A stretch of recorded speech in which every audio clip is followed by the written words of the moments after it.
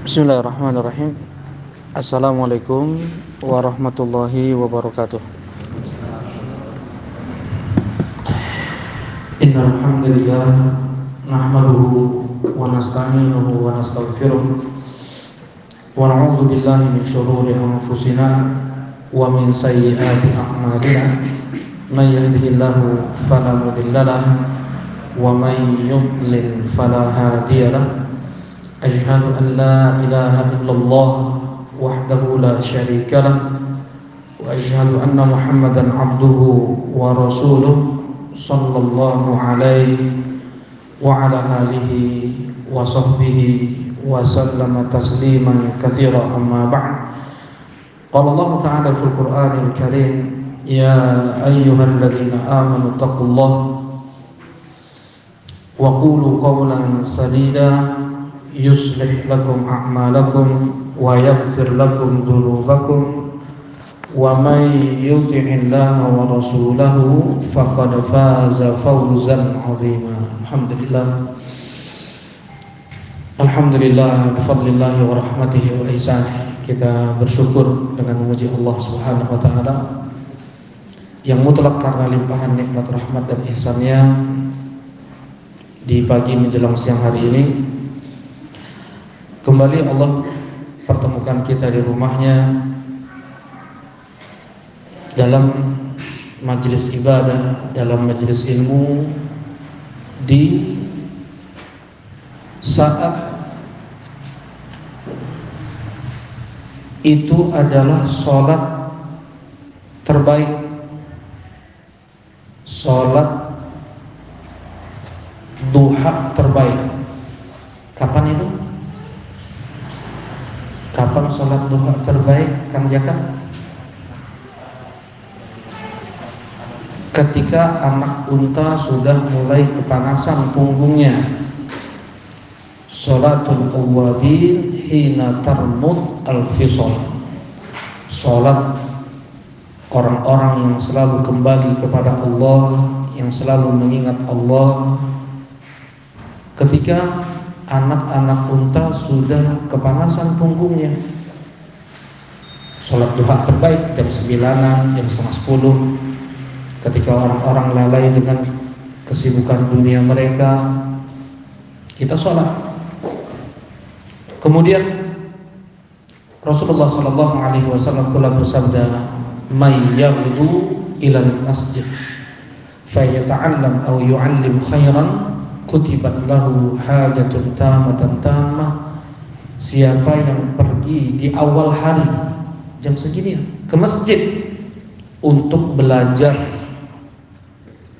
dan mengajar agama, maka tertulis untuknya haji sempurna, sempurna, sempurna. Kemudian Rasulullah SAW beliau bersabda pula, apakah mau kuberitahukan kepada kalian?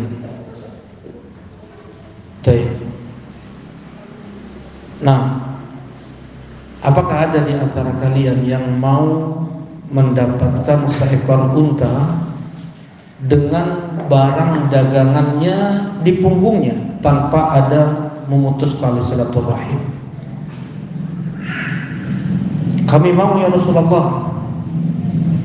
Seseorang pergi ke masjid di waktu duha, kemudian membaca satu ayat, itu lebih baik daripada satu ekor unta yang di punggungnya ada barang dagangannya. Dua ayat yang dibaca lebih baik daripada dua ekor unta yang di punggungnya ada barang dagangannya, dan sejumlah ayat yang kau baca itu lebih baik. Nah, berapa satu ekor unta harganya? Kurang lebih 30 jutaan ya. 30 juta. Barang dagangan 100 juta. 130 juta. Lebih baik seseorang dia membaca satu ayat di masjid di waktu duha. Allah kasih itu Nah, bahkan jauh lebih baik, ya, bahkan jauh lebih baik. Mudah-mudahan apa yang kita amalkan di pagi menjelang siang hari ini diterima oleh Allah Subhanahu wa taala, ditulis oleh Allah haji sempurna, ditulis oleh Allah dengan pahala yang melimpah, dan mudah-mudahan menjadi sebab dipermudahnya langkah kaki kita menuju surga Allah Subhanahu wa taala. Allahumma amin ya rabb. Alhamdulillah, tema kita pada pagi ini adalah tentang jika ini adalah Ramadan terakhirku. Tentunya pembahasan tentang apakah ini Ramadan terakhir kita tentunya tidak lepas dari zikrul maut, tentang mengingat kematian. Dan ini dianjurkan oleh Nabi Shallallahu Alaihi Wasallam, dan harus ada perasaan ini setiap hari pada diri kita. Dan Muslim yang demikian adalah Muslim yang cerdas. Tentunya dia akan mempersiapkan bekal apa yang akan dia bawa setelah kematian. Karena apabila seseorang telah terlepas ruh dari jasadnya, yang ada hanya penyesalan. Siapapun dia akan menyesal. Siapapun dia akan menyesal. Seorang soleh, dia akan menyesal kenapa tidak lebih lagi dia beramal dari apa yang sudah dia lakukan. Pelaku maksiat tentunya dia akan menyesal karena bawa dosa ke hadapan Allah Subhanahu wa taala. Zikrul maut, mengingat kematian, diperintahkan oleh Nabi sallallahu alaihi wasallam, "Aktsiru dzikra hadhil laddah." Perbanyaklah oleh kalian untuk mengingat penghancur kelezatan, al-maut, yaitu kematian, yang sebagaimana sudah kita lalui dalam kitab Al-Arba'un An-Nawawiyah. Rasulullah sallallahu alaihi wasallam mewasiatkan kepada Abdullah ibn Umar ibn Khattab yang baru berumur belasan tahun pada saat itu. Rasulullah sallallahu alaihi wasallam memegang pundak Abdullah ibn Umar dan berkata, "Ya Abdullah, kun fid dunya ka'annaka gharib aw 'abir sabil." Wahai Abdullah, jadilah engkau di dunia ini seakan-akan engkau orang asing, atau engkau orang yang hanya singgah lalu.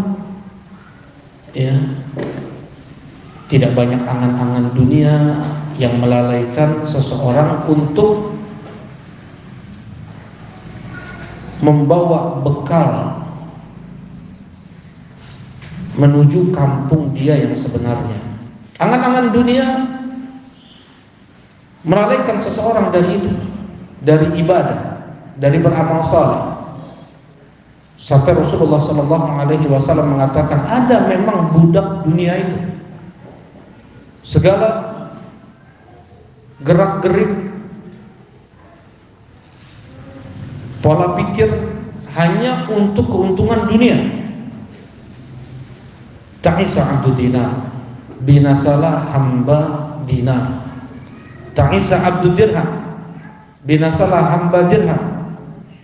Karena apa yang dia lakukan dalam hidupnya hanya untuk dunia. Hamba makhluk, hamba makhluk.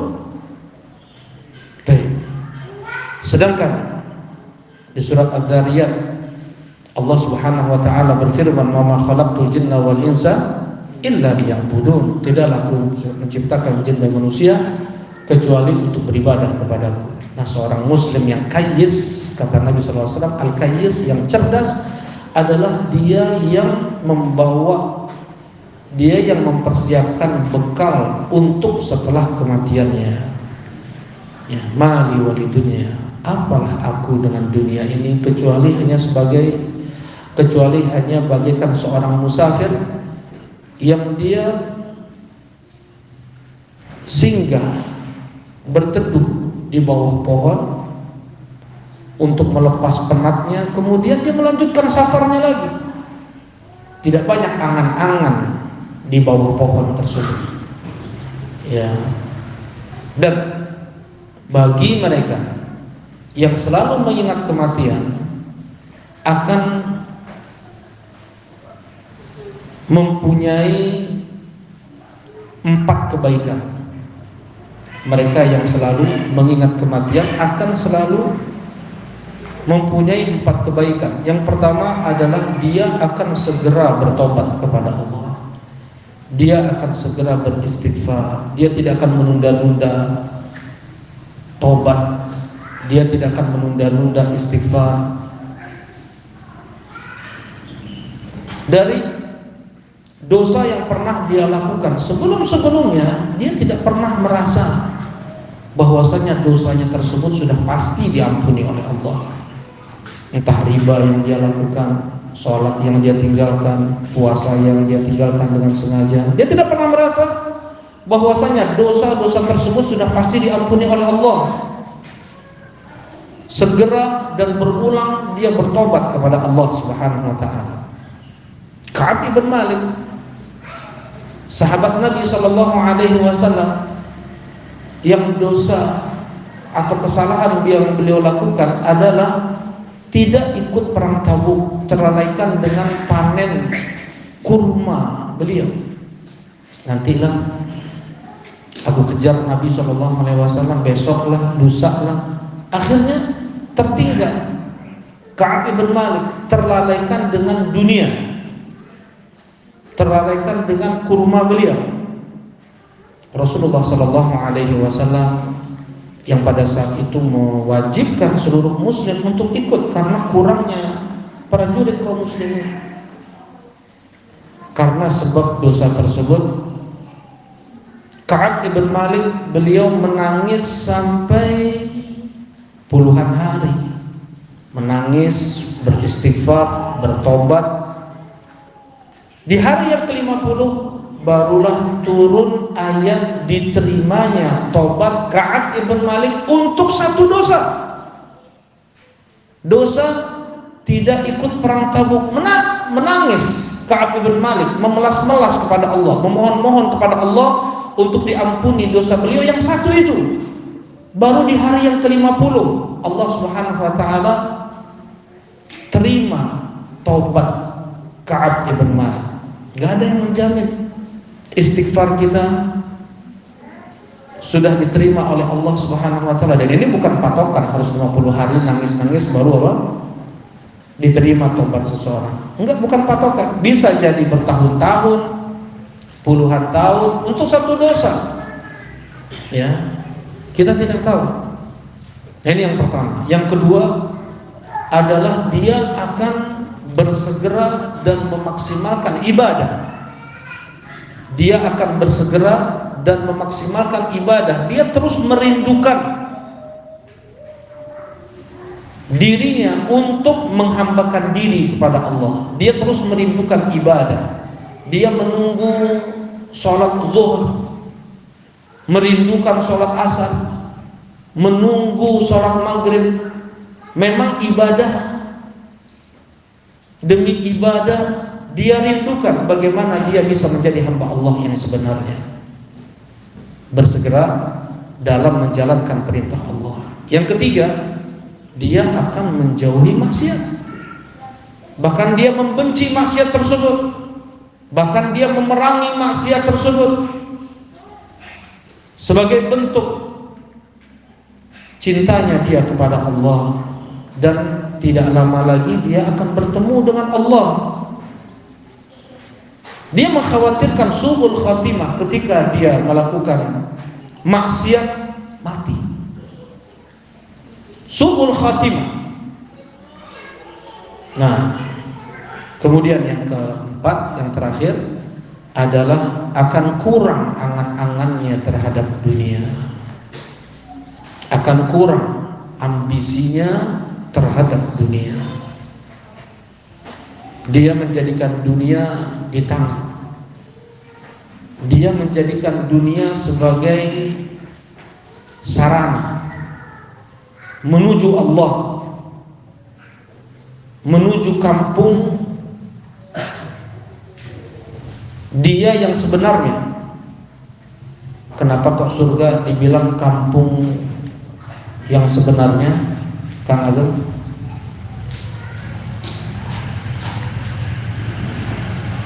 Kenapa Pak Rizky kampung yang sebenarnya, Pak Ari?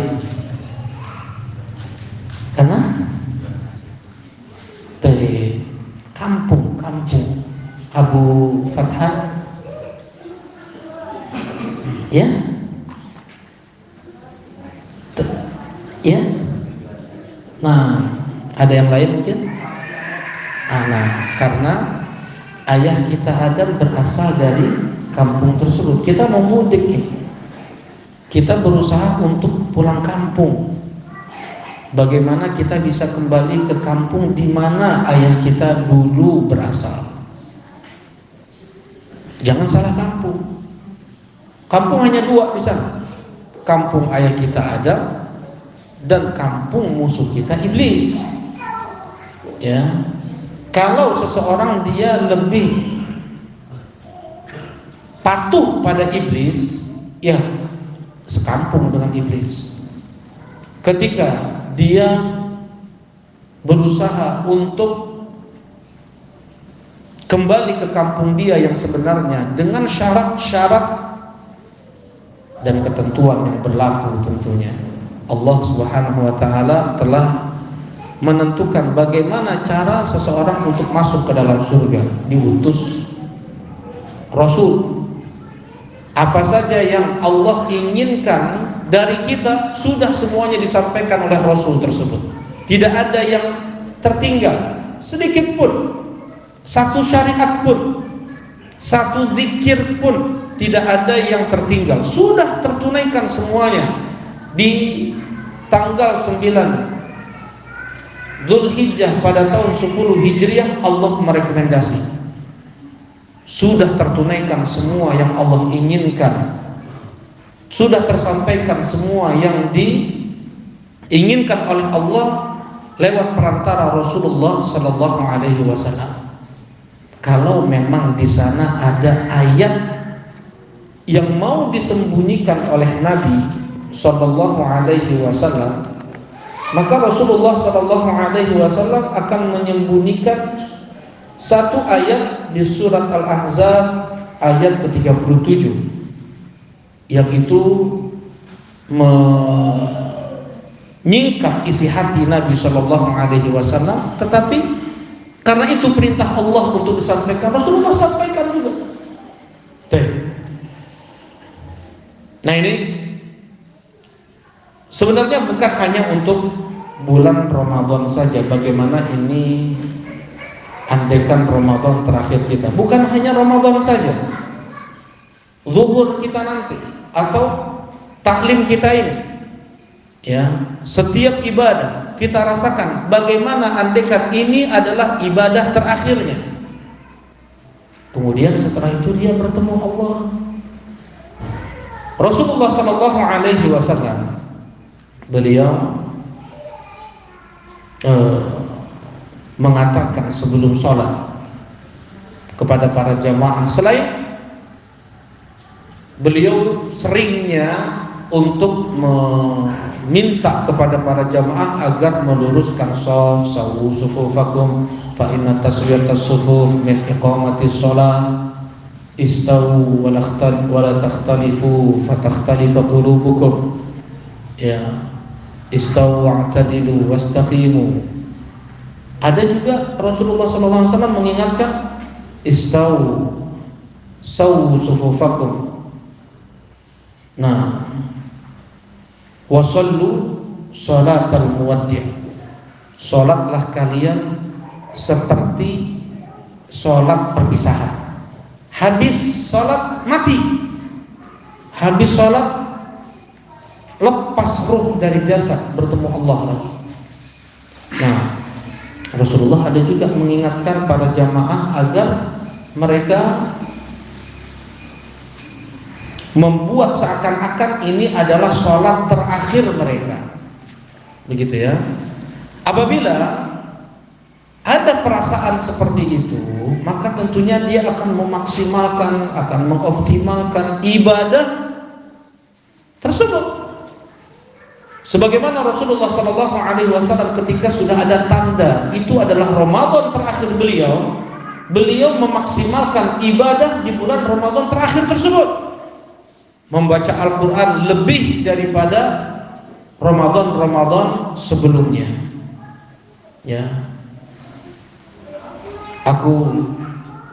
Jibril memintaku untuk membaca Al-Quran lebih daripada Ramadan sebelumnya, dan tidaklah lain ini kecuali karena sudah dekat ajal. Nah, ya, pernah ada Khubayb, sahabat Nabi SAW, ketika ditangkap oleh orang-orang kufar Quraisy, mau dieksekusi, dibawa keluar tanah haram, dibawa keluar Mekah untuk dieksekusi mati. Kemudian dikasih kesempatan, apa yang kau mau wahai Khubayb? Aku izinkan untuk sholat 2 rakaat. Setelah sholat 2 rakaat dipenggal Khubayb. Setelah selesai sholat 2 rakaat, kemudian orang kafir Quraisy tersebut bilang ke Khubayb, apa yang kau rasakan sekarang ini wahai Khubayb? Bukankah engkau menginginkan Muhammad berada pada posisimu? Dan engkau sekarang ini berada pada anak istrimu dan bermain-main dengan mereka. Bukankah itu yang kau inginkan sekarang wahai Khubayb? Tidak, kata Khubayb. Tidak. Ini yang aku cita-citakan. Posisi seperti sekarang inilah yang aku rindukan. Aku tidak ingin tergores kulit Nabi dengan duri. Ini yang aku inginkan, mati aku di jalan Allah Subhanahu wa taala. Tuh. Para sahabat demikian mereka. Intinya, ketika seseorang dia memaksimalkan ibadah, ketika dia tahu ini adalah Ramadan atau sangat mungkin bahwasanya ini adalah ibadah terakhirnya, maka tentunya dia akan memanfaatkan kesempatan tersebut dengan sebaik-baiknya. Dia akan habis-habisan, dia akan menyabar-nyabarkan dirinya untuk bisa dia beribadah dan beribadah, mendulang berbagai macam amal untuk dia bawa ke hadapan Allah. Karena yang dibawa ke hadapan Allah hanya amal. Yatba'ul mayyit salas. Yang mengikuti mayat 3. Ahlu wa malu wa amalu. Keluarganya, hartanya, dan amalnya. Yarji' itsnan. Pulang 2, keluarga dan harta. Yang menemani dia di alam kubur amalnya. Yang menemani dia di padang mahsyar selama berapa tahun? Di alam kubur entah berapa tahun seseorang, bisa jadi puluhan tahun, bisa jadi ratusan tahun, bisa jadi ribuan tahun. Siapa yang menemani dia di alam kubur? Amalnya. Siapa yang menemani dia di padang mahsyar selama 50.000 tahun? Amalnya. Bagaimana proses hisab? Tergantung amalnya. Bagaimana? Apakah dia bisa minum dari telaga Nabi SAW? Tergantung amalnya. Apakah dia bisa melewati sirat, jembatan di atas neraka jahanam? Tergantung amalnya.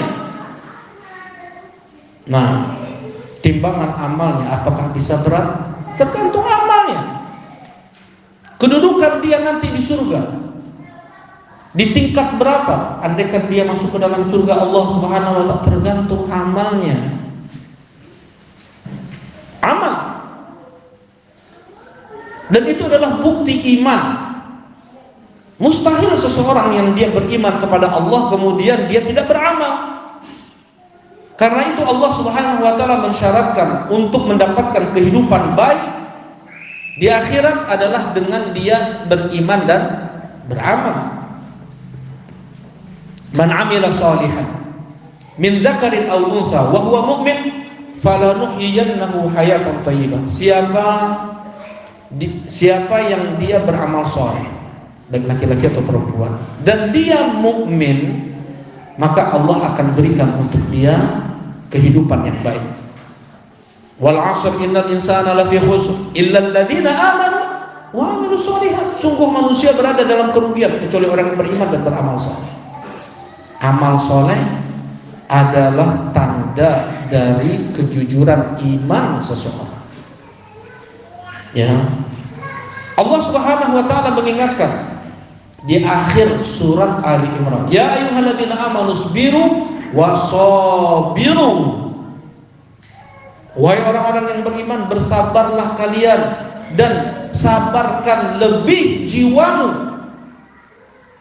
Jiwa kita selalu menyuruh kita pada yang mungkar, yang buruk, yang jahat. Kita harus bersabar melawan itu semua. Bersabar untuk menjalankan perintah Allah, bersabar untuk meninggalkan larangan Allah, bersabar terhadap ketetapan yang Allah takdirkan untuk dia. Itu semua amal. Itu semua amal. Mengerjakan yang diperintahkan oleh Allah, amal. Meninggalkan apa yang dilarang oleh Allah, amal. Dia bersabar terhadap ketetapan Allah, amal. Amal ibadah. Dan sebagaimana yang sudah kita ulang berkali-kali, amal ibadah tersebut tidak akan diterima oleh Allah. Karena seseorang dia mendapatkan hanya haus, hanya lapar, hanya begadang, lelah, ya, uang keluar berpuluh juta ketika umroh atau haji. Bahkan seseorang yang dia berjihad hanya mendapatkan 1 dinar. Ya, ada seorang mau berperang dengan Nabi untuk 1 dinar. Kata Rasulullah, dia tidak dapat di dunia dan di akhirat kecuali hanya 1 dinar. Amal tersebut akan diterima oleh Allah Subhanahu wa taala apabila terpenuhi 3 syarat. Ya. Amal akan diterima oleh Allah, akan berbuah baik, pahala di akhirat apabila terpenuhi 3 syarat. Yang pertama adalah at-tauhid. Yang pertama adalah at-tauhid. Berarti apa yang harus kita persiapkan menjelang, bukan menjelang, sekarang ini langsung. Apa yang harus kita persiapkan sebelum kita bertemu Ramadan? Andaikan ini memang Ramadan terakhir kita perbaiki tauhid kita, kita benahi tauhid kita, betul-betul bersihkan diri dari segala macam bentuk kesyirikan, dari segala macam bentuk kekufuran, betul-betul al-wala wal bara, nampak jelas, tidak ada sedikit pun kita mencintai orang-orang kufar, apapun, siapapun mereka. Gak pernah ada seorang muslim dia fanatik pada klub bola kafir. Ada nggak? Ada nggak muslim dia fanatik sama klub bola kafir? Spanyol mungkin, Inggris mungkin, ada, Italia mungkin ada. Dia bertauhid seperti itu, bertauhid. Nah, dia senang sama klub bola kafir, dia bertauhid. Mustahil. Bersihkan. Dia membenci orang-orang kufar sebagaimana dia membenci kesyirikan. Innani bara'um minkum wa mimma ta'buduna min dunillah. Itu kata Nabiullah Ibrahim alaihi salatu wassalam. Sesungguhnya aku berlepas diri dari kalian. Enggak ada ikatan sedikit pun antara aku dengan kalian. Putus hubungan kita. Wa mimma ta'buduna min dunillah. Dan dari apa yang kalian sembah selain Allah, itulah ilaha illallah faja'alaha kalimatan baqiyatan fi 'aqibih. Kemudian kami jadikan ucapan Ibrahim yang barusan itu sebagai ucapan yang kekal setelah beliau. Apa itu?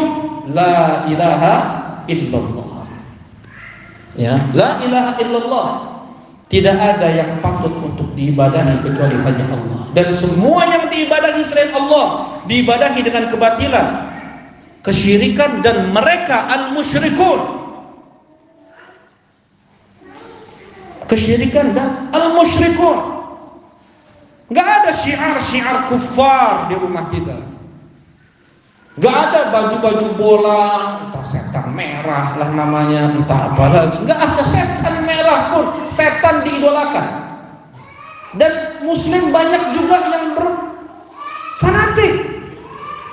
Itu tauhid. Mustahil. Enggak bertauhid, lemah tauhidnya. Kotor tauhidnya. Enggak ada seorang muslim dia membenci kufar. Seorang muslim dia tidak, ketika dia bertanggal dengan kalender Masehi, dia membencinya. Disebut di sana Dewa April, disebut di sana Dewa Mei, Dewa Maret, berhala-berhala kufar. Rasulullah Shallallahu Alaihi Wasallam dengan tangan beliau sendiri menghancurkan 360 berhala yang ada di sekeliling Ka'bah dengan tangan beliau sendiri. Beliau tidak wakilkan kepada siapapun. Wa qul ja'al haqqu wa zahaqal batilu innal batila kana zahuqa. Rasulullah hancurkan semuanya. Itulah la ilaha illallah, itulah tauhid. Syarat diterimanya amal yang pertama adalah tauhid. Tauhid. Benahi. Ya. Masih menyimpan kecintaan kepada orang-orang kufar. Maka yang demikian adalah bentuk lemahnya tauhid seseorang. Lemahnya iman kepada Allah Subhanahu wa taala. Ya. Apapun ornamen atau miniatur kekufuran, kesyirikan, gambar-gambar tempat-tempat penyembahan selain Allah, di bajunya ada miniatur, di lemarinya perhiasan. Apapun itu yang mengandung kesyirikan, bakar memang. Baju bola yang bakar memang, dibakar. Ya, dibakar memang. Rasulullah Shallallahu Alaihi Wasallam memerintahkan itu kepada siapa? Kepada siapa? Ada yang bisa jawab? Oh, dapat hadiah nih yang bisa jawab. Ada seorang sahabat Nabi, karena memang dia gemar ibadah, dia pakai baju rahib. Baju rahib, baju ahli ibadahnya orang Yahudi. Warnanya saja yang sama, miripnya dari sisi warna. Gimana kalau ada salib di klub-klub sepak bola tersebut? Salib jelas, muslim pakai. Udah ngaji lama nih, masih juga pakai, masih juga dia fanatik, masih juga dia ada rasa senang dengan klub bolanya tersebut. Wala wal barok. Jangan hanya yang seperti itu. Kalau memang seorang jujur dengan kalimat syahadatnya, dia akan suka selera makannya, apa yang itu disukai oleh Nabi Shallallahu Alaihi Wasallam. Jangankan untuk urusan agama, untuk urusan selera makan saja, dia akan cinta kepada Nabi. Lihat orang-orang itu yang mereka mencintai orang-orang kufar, makanannya pun ingin sama dengan makanan makanannya ingin sama dengan orang-orang yang dia cintai tersebut. Gak jelas rasanya, pun dia suka karena cintanya dia kepada kufar. Anas bin Malik radhiyallahu taala anhu, aku tidak suka duba, aku tidak suka lagu, karena Rasulullah Shallallahu Alaihi Wasallam menyukainya, aku menjadi suka lagu. Seperti itu cinta. Yang menggerakkan kita ini adalah cinta. Ketika kita mencintai Allah Subhanahu wa taala, ringan kita untuk mendatangi apa yang diperintahkan oleh Allah. Ringan kita untuk menjauhi apa yang dilarang oleh Allah. Ketika seseorang dia mencintai kufar, demikian pula mudah, senang dia akan dia tempuh. Ya, yang ini terjadi beberapa waktu lalu yang Piala Dunia itu ya. Ramadan pas Piala Dunia. Sengaja dia ba'dal isya tidur untuk bisa bangun di jam 1, kalau nggak salah jam 1 atau jam 2 Piala Dunia itu, untuk lihat Piala Dunia yang itu tidak dia lakukan untuk sholat tarawih. Kecintaan dia. Kalau dia memang cinta kepada Allah dan Rasulnya, dia akan tidur ba'dal isya di setiap waktu.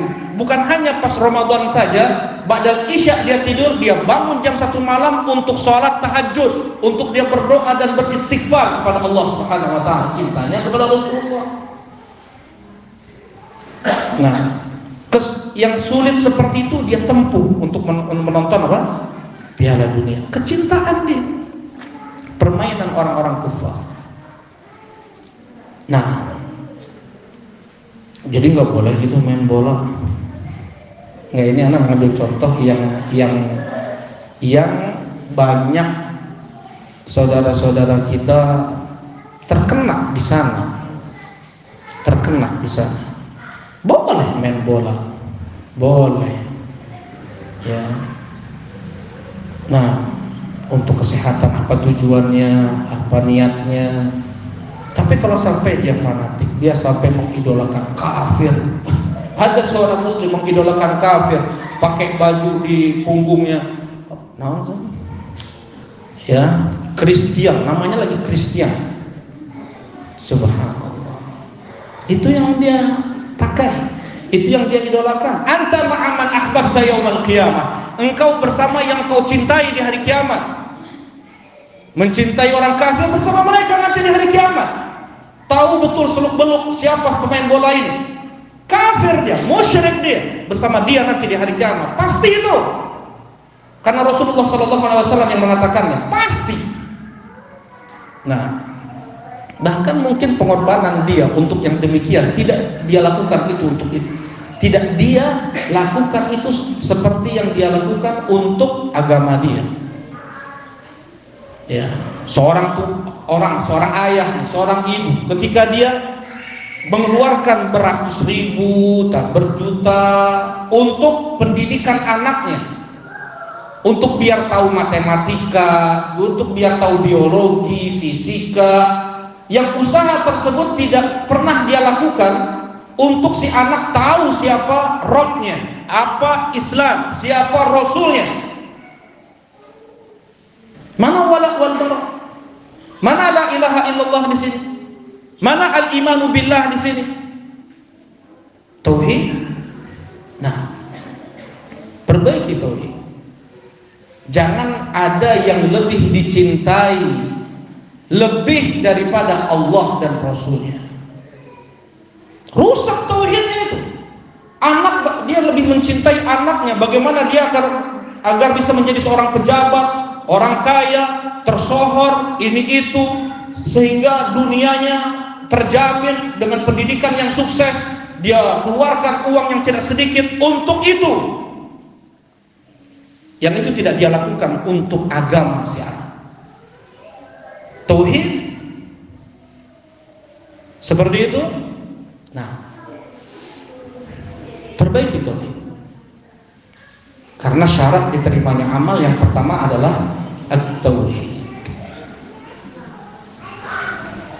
Ini ditambahkan oleh banyak ulama. Kenapa? Karena ada orang yang ikhlas sholatnya sesuai dengan tuntunan Nabi, tapi imannya kepada Allah masih seperti ini. Tauhidnya kepada Allah masih seperti ini. Qul in kana aba'ukum wa abna'ukum wa ikhwanukum wa azwajukum wa ashiratukum wa amwalun iqtaraftumuha wa tijaratun takhshawna kasadaha wa masakinu tardawnaha ahabba ilaikum minallahi wa rasulihi wa jihadin fi sabilihi fatarabbasu hatta ya'tiyallahu bi amrihi wallahu la yahdil qaumal fasiqin. Katakan kepada mereka, ya Muhammad, andaikan bapak-bapak kalian lebih kalian cintai daripada Allah dan Rasulnya, anak-anak kalian, saudara kalian, istri kalian, kerabat kalian, keluarga besar kalian, harta kalian, perdagangan kalian, rumah kalian, lebih kalian cintai daripada Allah dan Rasulnya, dan jihad di jalannya, maka tunggulah azab Allah datang kepada kalian. Dan Allah tidak memberi hidayah kepada orang fasik. Yang dia lebih mencintai dunia daripada Allah dan Rasulnya. Baik, yang pertama. Yang kedua apa? Yang kedua ikhlas dulu ya. Nah, ikhlas. Haruslah ikhlas dalam beribadah. Ini kita mau habis-habisan. Kita mau habis-habisan di bulan Ramadan. Ya. Yang pertama harus kita persiapkan adalah pembenahan at-tauhid. Yang kedua, bagaimana kita bisa mengumpulkan hati kita dalam ibadah tersebut hanya untuk Allah. Latih dari sekarang. Ikhlas itu tidak seperti kita membalikkan telapak tangan.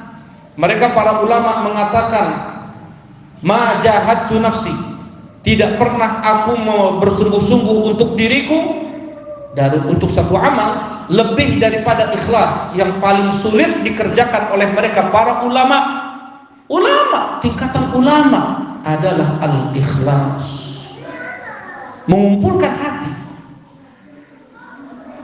membersihkan, menjernihkan amal ibadah, dia persembahkan hanya untuk Allah. Tidak ada wajah makhluk, tidak ada dunia sedikit pun, hanya Allah Subhanahu wa ta'ala yang dia harapkan, yang dia persembahkan. Ya, sholat dia ini untuk Allah, sedekah dia untuk Allah, puasa dia untuk Allah. Sejernih ini nih, berkali-kali anak mencontohkan, ikhlas itu adalah ini air yang ikhlas. Ini dalam kehidupan nyata, apa sih air yang ikhlas? Ini air yang ikhlas, jernih, tidak tercampur dengan sesuatu apapun. Ketika satu gelas air jernih ini terkontaminasi dengan satu tetes air kopi, apa yang terjadi? Apakah masih akan sejernih ini? Tidak, keruh sedikit amal ibadah kita dengan sum'ah, dengan riya, Allah tidak terima. Allah tidak mentolerir yang namanya dosa syirik, sekecil apapun syirik. Jangan berharap seseorang yang mati belum bertobat dari riyanya, dia akan mendapatkan syafaat Nabi SAW. Harus bersih kita ini dari syirik. Rasulullah SAW bersabda, inna likulli nabiyyin da'watun mustajabah. Setiap nabi diberikan oleh Allah Subhanahu wa taala doa mustajab. Fata'ajjala kullu nabiyyin da'watah. Setiap nabi mereka sudah mendoakan doa-doa mustajab mereka ketika di dunia. Fakhtaba'tu da'wati syafa'atan li ummati yaumal qiyamah. Aku tunda doa mustajabku sebagai bentuk syafaat untuk umatku nanti di hari kiamat. Fahiya nailatun insyaallah. Yang syafaatku akan didapatkan insyaallah. Man mata min ummati la yusyriku billahi syai'an, akan didapatkan untuk umatku yang mati dalam keadaan tidak menyekutukan Allah dengan sekecil apapun syirik. Allah tidak mentolerir yang namanya dosa syirik, sekalipun itu riya. Bahkan yang pertama kali dipanggang dalam api neraka, apakah musyrik, kafir, seorang pembunuh, seorang pezina, seorang pelaku riba? Tidak. Dia yang membaca Al-Quran untuk dibilang qari, dia yang mengajar ilmu agama untuk dibilang ustadz, untuk dibilang alim, dia yang menderma hartanya, bikin masjid, pesantren untuk dibilang dermawan, muslimin, donatur, dia yang berjihad, dia yang berperang zahirnya di jalan Allah untuk dibilang mujahid, untuk dibilang pahlawan, untuk dibilang pemberani. Mereka yang pertama kali masuk ke dalam neraka Allah. Riya. Bersihkan amal ibadah hanya untuk Allah, ikhlas hanya untuk Allah, ikhlas hanya untuk Allah, bersih untuk Allah. Jangan ingin disebut, jangan ingin dicintai oleh orang karena amalan dia, jangan ingin disanjung-sanjung. Sembunyikan amal tersebut sebagaimana dia menyembunyikan dosa-dosanya. Ikhlas hanya untuk Allah.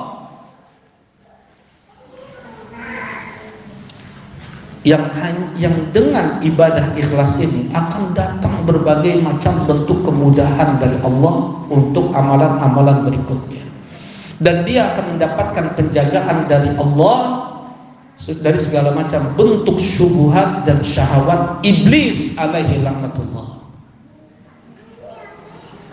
Illa ibadi laisa laka alaihim sultan, kecuali mereka hamba-hambaku yang menghambakan dirinya hanya kepadaku, yang beribadah hanya untukku, engkau tidak punya kuasa atas mereka. Iblis pun mengakui, illa ibadaka minhumul mukhlasin, kecuali hamba-hambamu yang engkau beri keikhlasan. Mereka yang betul-betul menghakikatkan ibadah hanya untuk Allah, itu yang terbebas dari fitnah dunia. Apa fitnah dunia? Asyubuhat wasyahawat. Nah, ingat, jangan kita merasa gampang ikhlasnya. Rasulullah Shallallahu Alaihi Wasallam sangat mengkhawatirkan sahabat Muslim terbaik setelah para nabi dan para rasul. Tadi Khubayb tadi, bisa beliau seperti itu yang beliau ucapkan di hadapan orang-orang musyrikin. Beliau orang yang dipilih oleh Allah dari sekian banyak keturunan Adam, hidup di zaman Nabi Shallallahu Alaihi Wasallam. Kita nggak terpilih. Iman kita lemah. Karena itu Allah hidupkan kita 1400 tahun lebih setelah Rasulullah wafat. Entah di golongan mana kita kalau seandainya hidup di zaman Nabi. Lebih pilih ibu atau Nabi? Lebih pilih harta atau Nabi? Dipukul, didera, ditusuk, ditinju dia, dipotong, dibakar. Itu yang mau dipilih? Atau dia bersama Abu Jahal, bersama Abdullah bin Ubay bin Salul yang gak mau jihad, duduk-duduk aja di rumah. Nah, kita gak dipilih oleh Nabi. Dan di antara anugerah yang Allah berikan kepada kita, Allah memberikan kita iman di masa saat ini. Oke, kita kembali. Mereka para sahabat radhiyallahu taala anhum yang sudah seperti itu tingkat keimanan mereka, apa kata Rasulullah sallallahu alaihi wasallam? Inna akhwaf ma akhafu alaikum asyirkul asghar. Yang paling aku khawatirkan pada kalian dari sekian banyak yang aku khawatirkan pada kalian, jatuhnya kalian pada syirik kecil, yaitu ar-riya. Enggak diterima amal ibadah seseorang, enggak. Riya itu lebih dahsyat dari zina. Riya dosanya lebih dahsyat dari membunuh. Riya dosanya lebih dahsyat daripada riba. Riya ingin disanjung, ingin dipuji, ingin disebut, beramal untuk dunia. Minasyirk iradatul insan bi'amalihi dunia, termasuk dari kesyirikan seseorang beramal untuk tujuan dunia. Baca Quran, belajar ilmu agama, khutbah, menjadi imam salat untuk dunia, nasallallahu alaihi. Ya, perbaiki keikhlasan. Tanpa ikhlas jangan berharap diterima amal ibadah kita di bulan Ramadan. Tarawih, puasa Ramadan, Quran yang kita baca, sedekah, itu amalan-amalan yang menjadi syiar Ramadan. Sia-sia itu semua andaikan terselip riya. Perangi terus dengan iman dan tauhid. Awaqad wajadtumu, apakah sudah kalian dapatkan perasaan tersebut? Dia enggak senang dalam hatinya ada bisikan seperti itu, dia lawan nih. Ya Rasulullah, inna najidu fi anfusina ma yata'adzam ahaduna ayatakallama bih. Ya Rasulullah, kami telah dapatkan dalam hati kami sesuatu yang tidak mungkin kami ucapkan. Syirik, kufur bentuknya, kemunafikan bentuknya. Awaqad wajadtumu, sudah kalian dapatkan itu? Kata Rasulullah SAW, iya ya Rasulullah, dzaka mahdul iman, dzaka sharihul iman, itulah semurni-murni iman, itulah seterang-terang iman. Apa maksudnya? Peperangan dalam hati.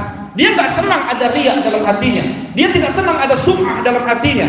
Dia perangi iblis, dia perangi syaitan, khinzabnya lah, jiwanya lah ketika membisikkan riya dan sum'ah. Kadang ada orang juga dengan ucapan-ucapan tawadhu, tujuannya riya. Ucapan-ucapan tawadhu tujuannya apa? Riya. Di antara talbis iblis, setan iblis sejak zaman anak Adam lagi, mereka sudah punya banyak senjata untuk memurtadkan anak Adam. Pakai cara ini, pakai cara itu. Beribu tahun sabar iblis untuk membuat kesyirikan pada kaum Nabi. Ribu tahun.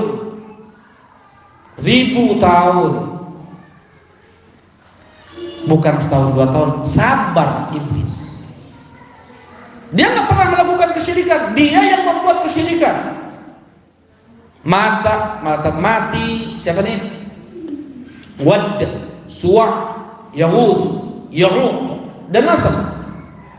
Ya, ayo bikinlah patung-patung yang mirip dengan wajah mereka, letakkan di tempat di mana kalian biasa duduk-duduk untuk memotivasi kalian beribadah sebagaimana mereka beribadah, berakhlak mulia sebagaimana mereka berakhlak, bermuamalah sebagaimana mereka bermuamalah. Bukan disuruh langsung sembah, enggak. Mati generasi ini, muncul anaknya, mati si anak, muncul cucu, mati cucu, muncul cicit, sampai ke bawahnya datang lagi satu orang, satu generasi, 1000 tahun. Ada riwayat Nabi Nuh 1400 tahun umur beliau, masa dakwah beliau 950 tahun. Berapa generasi? Beribu tahun baru datang lagi nenek moyang kalian dulu. Membuat patung ini bukan tanpa maksud, tetapi agar patung-patung tersebut menjadi perantara antara kalian dengan Allah, atau orang-orang soleh yang sudah mati tersebut sebagai perantara antara kalian dengan Allah. Iblis saja sabar beribu tahun untuk menyesatkan anak-anak Adam. Ya. Nah, ini yang kedua, ya, ikhlas. Betul-betul bersihkan niat hanya untuk Allah. Gak pernah dia sebut, gak pernah dia ingat-ingat lagi. Amal ibadah yang sudah dia lakukan tuh gak dia ingat-ingat lagi. Berikan yang terbaiknya, terlebih di bulan Ramadan ini. Yang kedua, yang ketiga, nah, adalah tadi apa? Al-mutaba'ah, sesuai dengan tuntunan Nabi. Yang ketiga adalah al-mutaba'ah, sesuai dengan tuntunan Nabi. Bagaimana cara ibadah kita agar sesuai dengan tuntunan Nabi? Ya belajar. Karena itu memang harus persiapan ilmu sebelum ibadah. Al-ilm qabla al-qawli wal amal. Berilmu dulu sebelum melakukan ibadah qauliyah, ucapan, zikir. Nggak bisa zikir terserah kita, illallah, Allah, Allahu, mantan gitu sih kan. Nggak bisa terserah kita zikir. Ya, harus ada tuntunan dari Nabi.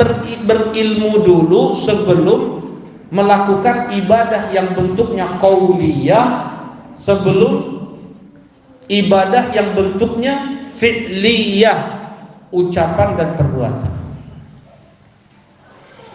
Ramadan nih, ada fikih Ramadan, ada fikih siyam, ada fikih qiyam, ada fiqh al-i'tikaf, ada fiqh zakatul mal, ada fiqh zakatul fitr, ada fiqh salatul id. Ini yang akan kita tempuh biidznillah, kalau Allah masih kasih umur kita. Ya, nggak tahu apakah kita sampai ke bulan Ramadan atau enggak. Coba di grup, ya, berapa banyak kita dapatkan meninggal kerabat, meninggal tetangga, meninggal sahabat, meninggal fulan dan fulan dalam satu. Nggak tahu. persiapan ilmu untuk kita beramal. Persiapkan ilmu. Jangan beramal tanpa ilmu. Enggak mutaba'ah jadinya. Enggak mutaba'ah. Dia beramal mengira-ngira, atau dia beramal taklid. Dan dulu saya diajarin kayak gitu, puasa dari terbit fajar sampai tenggelam matahari, menahan diri dari hal-hal yang dapat membatalkan puasa seperti makan, minum, atau melampiaskan syahwat misalnya. Mana dalilnya itu semua? Kan gitu. Kalau dia sudah beramal dengan dalil, baru dia berilmu tuh. Kalau hanya kata guru ngaji gitu, kata ustadz gitu, dia beribadah dengan taklid. Dia beribadah dengan taklid, bukan dengan ilmu dia beribadah. Kata ustadz kayak gitu, mana dalilnya kata ustadz itu? Nah kita harus belajar, persiapkan. Ya. Allah akan terima amal ibadah kita apabila terkumpul 3 syarat ini. Ada yang bisa ngulang? Yang pertama, ya Pak Ketut silakan. Tauhid. Yang kedua, ikhlas. Yang ketiga, ada mutaba'ah sesuai dengan sunnah Nabi SAW kita beribadah. Nah, dan ini gede ya, tulisannya gede ini ya. Dan at-taqwa. Apa tadi? At-taqwa. Taqwa. Syarat diterimanya amal oleh Allah adalah apabila seseorang dia sudah menjadi orang yang bertakwa. Innama yataqabbalullahu minal muttaqin. Sesungguhnya Allah hanya menerima amal dari orang yang bertakwa saja. Jaga ketakwaan kepada Allah. Jaga ketakwaan kepada Allah. Apa itu takwa? Apa itu takwa? Tafadhal. Nah, Aba Ibrahim. Aba Ibrahim yang mana nih dua? Tafadhal. Kenapa? Nah. Masya Allah. Bagaimana cara membentengi diri dari azab Allah? Menjalankan perintahnya dan menjauhi larangannya. Coba dari sekarang. Ya, ketika puasa gitu juga. Jangan harap ya orang dia. Nasallallahu ayahdini wa iyyahum. Mudah-mudahan Allah berikan hidayah kepada kita semua. Ya, berapa banyak anak nanya kemarin itu berkali-kali di majelis ilmu, ada nggak orang yang puasa tapi nggak sholat? Banyak katanya, banyak orang yang puasa tapi nggak sholat. Pasti puasanya nggak diterima oleh Allah. Pasti, bukan mungkin nggak diterima, nggak pasti puasanya nggak diterima oleh Allah. Puasa nggak sholat, puasa nggak sholat. Dia berpuasa Ramadan tapi nggak sholat, pasti amal ibadahnya nggak diterima oleh Allah. Mana dalilnya? Man lam yada' qaulaz zur wal 'amala bih falaysa lillahi hajah fi ay yada'a ta'amahu wa syarabahu. Siapa yang tidak meninggalkan ucapan-ucapan maksiat atau perbuatan-perbuatan dosa,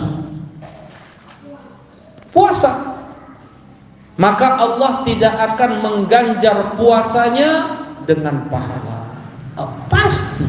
Sedangkan salat adalah imaduddin wa amuduhu as-shalah. Tiang pokok agama seseorang adalah salat, kata Nabi SAW. Enggak sholat, pastilah puasanya enggak diterima. Rubba shaim, berapa banyak orang yang puasa Yang dia dapatkan hanya haus, hanya lapar. Rubba qaim, berapa banyak orang yang qiyam Ramadan yang dia dapatkan kecuali hanya lelah dan begadang, nggak ada dapat pahalanya sedikit pun, karena tidak menjadi orang yang bertakwa. Salat itu tanda takwa paling kuat pada seseorang. Termasuk dari syiar Allah yang paling kuat, wa may yu'azzim sya'airallah fa innaha min taqwal qulub. Siapa yang mengagungkan syiar Allah, maka itu tanda takwa pada hati seseorang. Tanda takwa pada hati seseorang. Ketika sholat tarawih sampai keluar nih, masjid nggak cukup nampung. Pas sholat subuh, zuhur, asar, kosong masjid. Mana yang lebih afdol, sholat tarawih atau sholat 5 waktu? Seumur hidup seseorang sholat tahajud dari ba'dal isya, dari waktu jam 9 lah, jam 9 sampai jam 3 subuh, non-stop dia sholat terus. Seumur hidup dia nggak pernah bolong, tidak bisa menggantikan 2 rakaat subuh. 1 kali sholat nggak bisa digantikan. Mana dalilnya? Coba Abu Nadifan, ini lumayan. Ini sholat ini kitabnya besar nih, tebal nih. Mana dalilnya? Sering Anda sampaikan ini. 1 hari puasa Ramadan tidak bisa digantikan dengan seumur hidup seseorang puasa dahar atau puasa wisol. Puasa Daud. Seumur hidup seorang puasa Daud, pahalanya masih lebih besar seseorang yang 1 hari berpuasa di bulan Ramadan. Senin Kamis nggak pernah bolong, tambah Daud lagi nggak pernah bolong. Puasa Arafahnya 10 Muharramnya, ya 3 hari setiap bulannya, dia gabung semua puasa itu. Seumur hidup dia 150 tahun umur dia tidak bisa menggantikan 1 hari puasa di bulan Ramadan. Pahalanya masih lebih besar 1 hari puasa di bulan Ramadan daripada puasa-puasa tadi itu. Mana dalilnya? Mangga. Ya, Pak Jo mau jawab? Puasa dalilnya tuh Pak Jo. Ya? Iya, itu wajib. Tapi mana dalil yang menunjukkan bahwasanya amalan wajib itu lebih tinggi pahalanya, lebih besar pahalanya, lebih afdol di sisi Allah daripada amalan-amalan sunnah. Ya, ini yang hafal-hafal Arba'un Nawawiyah pakai dong dalilnya.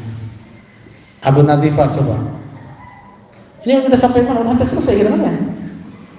Enggak, maksudnya hafalan ikhwan. Sudah berapa? 40 hafalan ikhwan. Udah selesai. Udah lewat. Abu Nadifah, Abu Sofyan, Abu Ibrahim, siapa lagi ya? Banyak. Teddy. Wah, murojaah lagi tuh. Sok Teddy.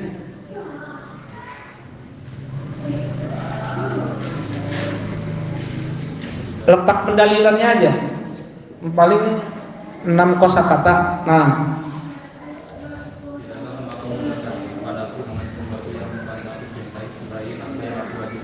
Nah, dia bertemu alif kata aku dari hafalan, Mbak. Ya, ini untuk Teddy ya. Dari hafalan bilang tadi. Baik, jazakallahu khair Teddy. Barakallahu fiik. Wa ma taqarraba ilayya 'abdi bi syai'. ahabba ilayya mimma aftaratuhu alaih. Dan tidaklah seorang hamba dia mendekatkan dirinya kepadaku dengan ibadah, dengan amal saleh yang paling aku cintai darinya. Kalau paling Allah cintai berarti yang paling besar pahalanya, yang paling afdal di sisi Allah adalah apa yang aku wajibkan kepadanya. Dan juga hadis Nabi, awwal ma yuhasab as-shalah, yang pertama kali dihisab itu adalah salat. Apabila ada kekurangan dalam salatnya, maka disempurnakan dengan salat-salat sunnah. Nggak bisa salat sunnah menggantikan salat wajib. Karena itu yang meninggalkan puasa Ramadan dengan sengaja, yang meninggalkan salat wajib dengan sengaja, tidak ada qadha, hanya tobat dan istighfar. Yang mengatakan ada qadha, minta dalilnya. Mana dalilnya? Mereka hanya pakai kias. Mana dalilnya? Kiasnya pun ma'al farid. Ya kiasnya ma'al farid ini namanya fasid lah, rusak, maksudnya enggak sesuai dengan kaidah. Ya. Tidak ada qadha puasa Ramadan yang ditinggalkan sengaja, tidak ada qadha salat wajib yang ditinggalkan dengan sengaja, hanya taubat dan istighfar. Baik.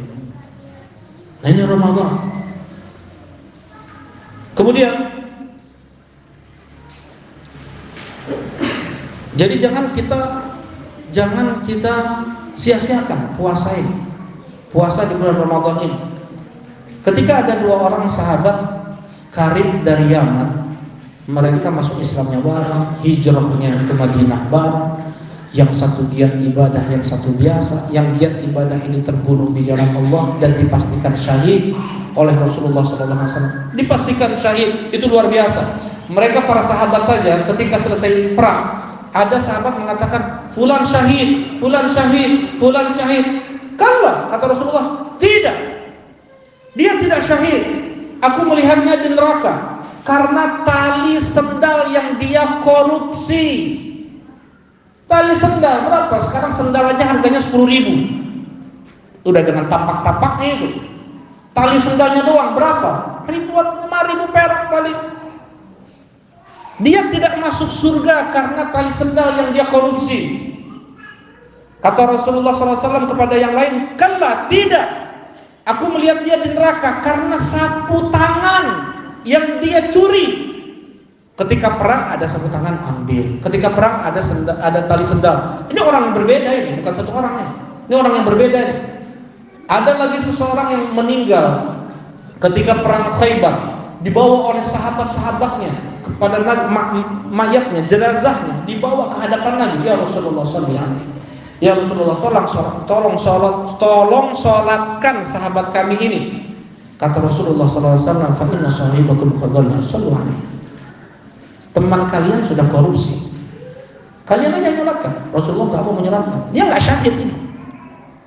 Ya, fafatashna mata, kami periksa, kami dapatkan 2 gelang anak-anak Yahudi la yusawi dirhamain, nggak seharga 2 dirham, nggak nyampe 35.000 rupiah. Nggak jadi syahid, nggak jadi syahid. Nah, ini sahabat yang satu sudah dipastikan syahid oleh Nabi SAW. Temannya yang satu lagi masih Allah kasih umur 1 tahun kemudian, nggak giat-giat betul ibadahnya, meninggal karena sakit. Kemudian diberitakan bahwasanya yang meninggal karena sakit lebih dulu masuk surga, lebih tinggi derajatnya di surga, tingkatannya di surga. Baru yang mati syahid disuruh masuk surga. Tidak setinggi orang yang meninggal tadi lagi, yang mati sakit.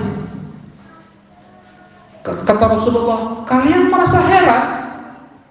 Bukankah yang mati sakit diberi umur oleh Allah 1 tahun setelah temannya? Berapa sholat yang sudah dia kerjakan? Dan dia bukankah mendapatkan Ramadan? 2 yang Rasulullah sebut, sholat dan Ramadan. Itu yang membuat derajat, yang membuat dia masuk surga lebih dulu, yang membuat derajat dia di surga lebih tinggi daripada seorang syahid. Umur, kita minta umur untuk bisa mendapatkan Ramadan yang berikutnya. Allahumma ballighna Ramadan. Ya Allah, sampaikanlah kepada kami bulan Ramadan. Bisa jadi memang ajalnya nggak dapat Ramadan tuh, sebenarnya nggak dapat Ramadan, mati dia sebenarnya sebelum Ramadan itu. Tapi karena doanya Allah ubah ketetapan takdir, yang Allahu ma yasha'u wa yuthbit wa 'indahu ummul kitab. Di surat Ar-Ra'd Allah Subhanahu wa taala berfirman, Allah menghapus ketetapan takdir apa yang Allah mau, dan Allah menetapkan apa yang Allah mau, dan di sisi Allah ada ummul kitab, ketetapan takdir yang tidak akan berubah. Ada ketetapan takdir yang bisa berubah, yang ditulis di tangan-tangan malaikat, itu yang ditulis di malam Lailatul Qadar, yang ditulis setiap harinya. Penulisan takdir ada 4. Yang ummul kitab, yang lauhul mahfuz tidak akan berubah. Rahasia Allah. Jangan coba kita untuk mikir, jangan kita coba untuk mikir apa? Takdir, ketetapan Allah. Allah sudah menentukan 50.000 tahun sebelum Allah menciptakan langit-langit dan bumi, berapa orang yang masuk neraka, berapa orang yang masuk surga. Tidak akan berubah, tidak akan bertambah, tidak akan berkurang. Untuk apa kita beramal? Kalau ke tempat duduk kita sudah ditentukan oleh Allah, ya malu, nggak ada di antara kita yang tahu ketetapan takdir kita. Tugas kita amal, i'malu, beramalah kalian. Fakullun muyassarun lima kutibalah, karena setiap dari kalian dipermudah apa yang dituliskan untuknya. Berusaha terus. Dengan ilmu, tanpa ilmu, hanya bertanya kenapa bisa murtad dia dalam permasalahan takdir. Kenapa ya? Bisa murtad dia dalam permasalahan takdir. Jangan coba tanya kenapa untuk permasalahan takdir. Itulah kita wajibnya atau pentingnya belajar ilmu agama. Ya. Ini jauh. Baik. Nah, untuk yang menjadi syiar atau bulan Ramadan, Rasulullah sallallahu alaihi wasallam mengatakan tughar fihi maradatus syayatin, dibelenggu para setan. Tapi kita masih lihat banyak maksiat dilakukan oleh kaum muslimin. Seseorang sudah menjaga di puasanya dari ba'da subuh, udah baca Quran, udah zikir, udah istighfar, ngabuburit, badai meser takjil, sanes takjil teh artinya apa? Menyegerakan. Seharusnya apa, Pak? Iftar. Betul, seharusnya iftar. Badai meser iftar. Enggak jelas yang ada di luar sana orang-orang ketika ngabuburit sekarang ini. Ya, bisa kita lepas dari ketakwaan kepada Allah. Bisa kita lepas dari penghambaan kepada Allah, menjadi hamba nafsu. Bisa kita kemudian lalai dari Ramadan. Ya, mata kita nggak jaga, lisan kita gitu juga, pendengaran kita seperti itu juga. Nasallallahu alaihi. Nol pahalanya. Padahal dari pagi dia sudah jaga tuh. Sholat duhanya, qobliyah zuhur, sholat zuhur itu apalagi lah. Ya. Man shoma Ramadan, siapa yang puasa Ramadan dengan iman, dia yakini itu syariat dari Allah, berikhtisab, dia harapkan pahala dari Allah. Enggak seberapa amal, menahan hawa nafsu, menahan makan, minum dan hawa nafsu dari fajar sampai terbenam matahari, gugur dosa-dosa yang lalu. Gak seberapa amal, berikhtisab, berharap pahala dari Allah. Dengan amalan tersebut gugur pahalanya. Dengan amalan tersebut mulut seseorang berharum kesturi di mahsyar. Dengan amalan tersebut dia masuk di pintu yang bernama Rayyan. Dengan amalan tersebut Allah muliakan dia bi ghairi hisab. Pahala tanpa batas untuk orang yang bersabar. Ihtisab. Tadi ihtisab yang sampaikan beberapa tadi ya. Nah, harapkan itu semua. Tergugurkan dosa-dosa yang baru. Man qama Ramadhana. Siapa yang dia qiyam Ramadan? Apa qama Ramadhana? Dia menjaga sholat 5 waktunya. Subuh, zuhur, asar, maghrib, isyaknya. Dia jaga dengan sebaik-baiknya. Kalau bisa enggak terluputkan 1 bulan penuh tersebut takbiratul ihram di belakang imam. Subhanallah. Bisa aja seperti itu. Luar biasa. Man qama Ramadhana. Kemudian dia lanjutkan lagi dengan sunnah terbaik. Sholat sunnah terbaik, qiyamut tarawih. Nah, sebenarnya gatal ngomong ini, tapi ingatnya yang ini gitu ya. Perlu Anda sampaikan juga, tapi itulah. Kemudian siapa yang dia menjaga qiyam Ramadan dengan iman dan ihtisab, enggak seberapa. Yakin itu adalah perintah Allah, syariat dari Allah, dan dia harapkan pahala dari Allah. Berapa banyak keutamaan sholat, ya, ghufira lahu ma taqaddama min dzambi. Sudah dia jaga tuh, sore setengah jam lagi maghrib gugur itu semua. Habis itu semua. Kenapa? Enggak bisa menjaga perbuatannya dari maksiat. Tidak bisa ghaddul basar. Tidak bisa menundukkan pandangan. Tidak bisa menjaga lisan.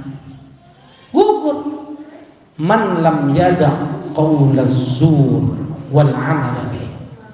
Siapa yang tidak meninggalkan ucapan-ucapan dosa, apapun maksiat, ngegibah, ngegunjing orang pas puasa, ngomongin orang, terkadang pakai apa namanya? Pakai topeng, amar ma'ruf wa nahyi 'anil munkar, pakai topeng nasihat, pakai topeng macam-macam.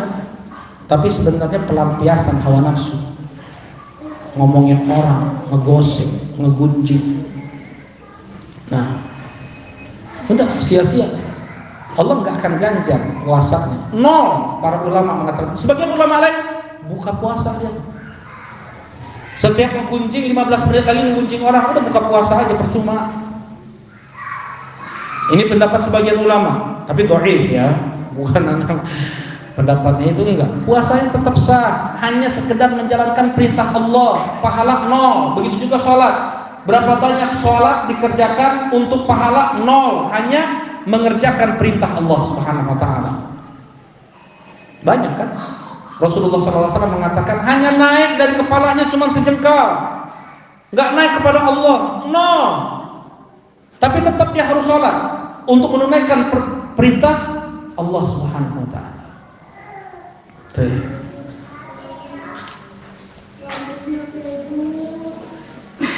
Nah, jadi di bulan Ramadan ketika para setan, jadi gimana sih, banyak juga kan yang bermaksiat di siang hari di bulan Ramadan kan, yang dibelenggu itu yang pembesarnya, yang hebatnya, yang juaranya, yang dapat piagam, yang dapat ya itulah penghargaan dari para iblis. Jadi iblis itu kayak gini. Maziltu bi fulan hatta syaribtul khamr. Ini prajurit iblis ya. Setiap sore itu lapor ke iblis. Iblis dia ada singgasananya. Ya, lapor dia ke iblis.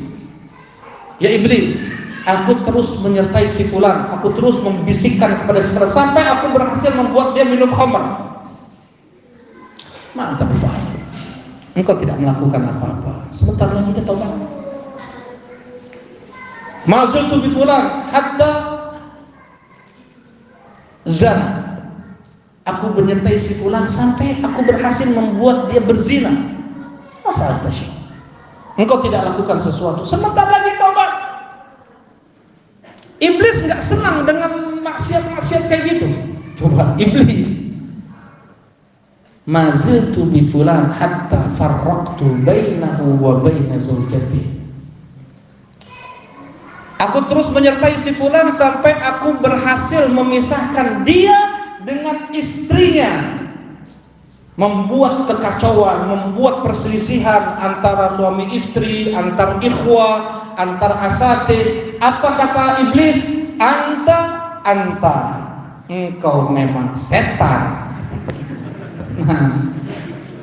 Kau memang setan yang benar, dapat piagam dari iblis. Yang seperti ini yang iblis suka nih. Kalau sudah ada perselisihan, apa yang terjadi? Ghibah, dusta, fitnah, tuduhan, namimah, ngadu domba, hanya karena sebab perselisihan, baghdha, al-adawah, kemudian berbagai macam sampai tingkat pembunuhan, perampokan, pencurian, perdukunan karena sebab perselisihan. Anta. Nah, berarti tadi pembesar-pembesarnya ya. Jadi kalau gitu kita bisa mengukur dong di bulan Ramadan. Kalau kita masih bermaksiat di bulan Ramadan, ya selemah itulah iman kita. Nggak perlu yang kelas profesornya yang turun tangan, nggak perlu yang kelas-kelas tinggi, yang kelas-kelas besar yang turun tangan untuk menghembuskan syubhat dan syahwat ke kita nih, agar kita jatuh Islam kita, iman kita, bahkan khawatir nasallallahu alaihi bisa murtad kita, nasallallahu alaihi. Ukur di bulan Ramadan.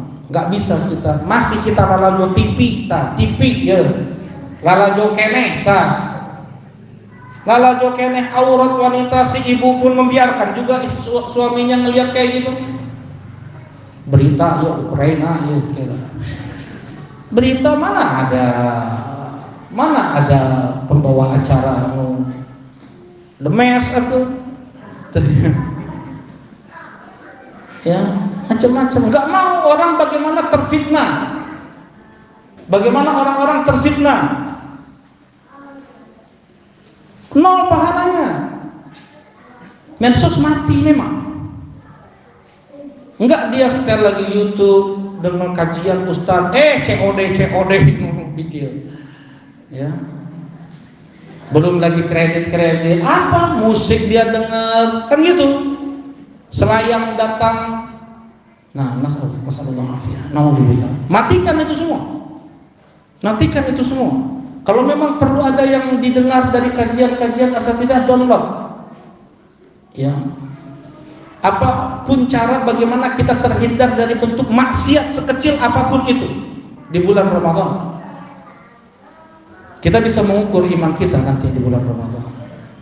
Ya, terlebih ketakwaan seseorang itu lebih terlihat itu di bulan apa? Syawal. Setelah Allah gembleng seorang muslim berpuasa 1 bulan penuh dengan puasa, makan, minum, puasa melampiaskan syahwat, puasa mata, puasa telinga, puasa lisan, puasa tangan, puasa kaki dan bermaksiat, puasa hati. Dia tidak berambisi dengan dunia sehingga melalaikan dia dari ibadah dari Allah. Dia puasa semua itu la'allakum tattaqun, agar kalian menjadi orang yang bertakwa.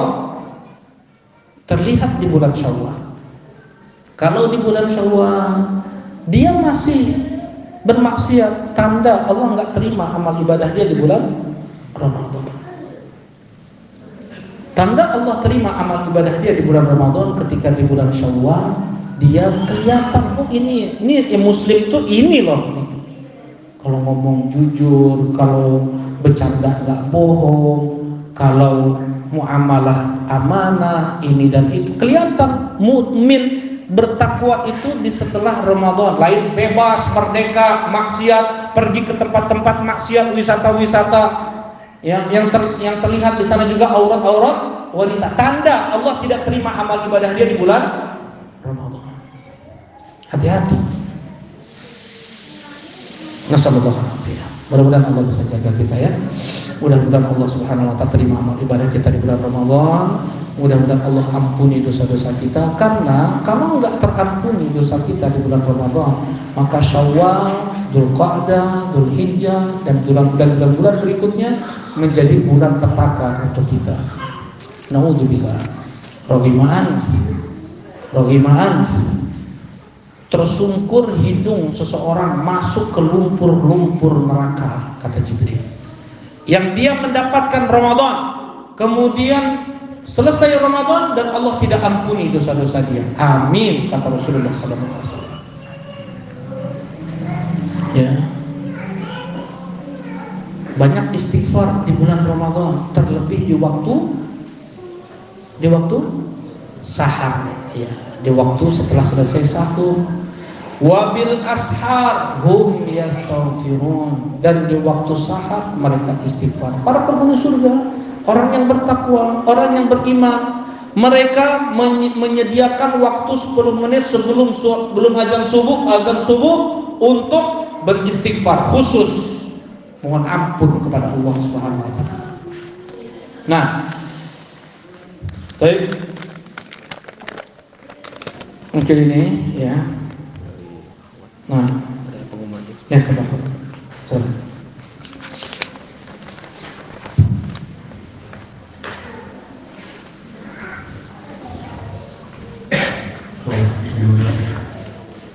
Banyak faedah dan motivasi dari Ustaz untuk kita semua menghadapi Ramadan, dan insya Allah sebelum pertanyaan untuk jawab Ustaz ada pengumuman. Pertama untuk akhir jadi nanti kita beres dan jawab ke atau panggilan buat soal kemarin kebijakan. Dan insya Allah untuk pekan depan ini hadis apa ini kita sudah sampai nomor 22, tapi alhamdulillah kita ada manusia dan beliau ingin memberikan seorang suku, tapi kalau kita dengan cara setiap satu orang, dan kemarin di awal sudah jadi mengerjakan setelah beres kajian sebelum tanya jawab. Tapi ini Anda nggak dulu, ketika ini Anda nggak dulu, silakan kalau Anda mau bisa WA nomor dulu yang ada itu. Syaratnya untuk hadis Arba'in Nawawi itu kan ada yang pendek, ada yang panjang. Kalau yang pendek 5 hadis, ya 5 hadis itu kan ada kan hadis Arba'in Nawawi yang pendek. Untuk yang panjang-panjang 3 hadis. Itu yang aneh. Insya Allah di bulan Ramadan ini. Jadi itu sudah ada beberapa kitab. Membicarakan di lain pertemuan yang berminat dan juga diawali oleh Mas Dedi. Alhamdulillah sudah beres, sudah agak lama yang salam yang karena tidak akan mungkin untuk ini. Silakan alhamdulillah nanti bisa WA nomor Anda 27 nomor dan untuk pertanyaan kertas ini sudah ada banyak. Ini pertanyaan Tuhan yang langsung dengan batasi 2 pertanyaan. Mantap kalau itu. Ini sabar, ini sejam lagi. Ini penting-penting pertanyaannya. Baik. Yang pertama, bolehkah kita berdoa meminta kematian diri kita agar husnul khatimah dengan spesifik, misal meninggal di Madinah dalam keadaan sujud, dalam keadaan ikhlas di hari Jumat dan seterusnya, boleh. Umar bin Khattab radhiyallahu ta'ala anhu, beliau berdoa, Allahumma rzuqni syahadatan fi sabilik waj'al mauti fi baladi rasulika sallallahu alaihi wasallam. Ya Allah, anugerahkanlah untukku mati syahid di jalan dan meninggal di negeri Rasulullah Sallallahu Alaihi Wasallam. Apa yang mesti dilakukan atau ucapan apa jika ada orang yang memuji kita, agar kita terhindar dari riya dan menjaga keikhlasan diri kita. Nah, Abu Bakar As-Siddiq radhiyallahu taala anhu, beliau mengatakan, Allahumma, ya Allah, Allahumma Allahumma ighfir li mimma la ya'lamun waj'alni mimma yadhunnun. Ya Allah, aku berlindung dari, lupa yang pertama ya. Yang kedua, ya Allah,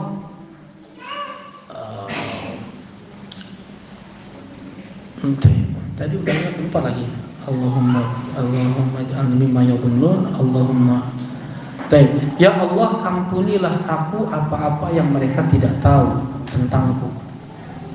Ya Allah, jadikanlah aku apa yang mereka perkirakan kepadaku.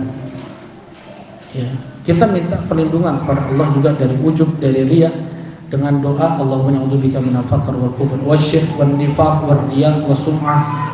Ya, kita minta perlindungan pula kepada setan ketika itu muncul. A'udzubillahi minasyaitonir rajim.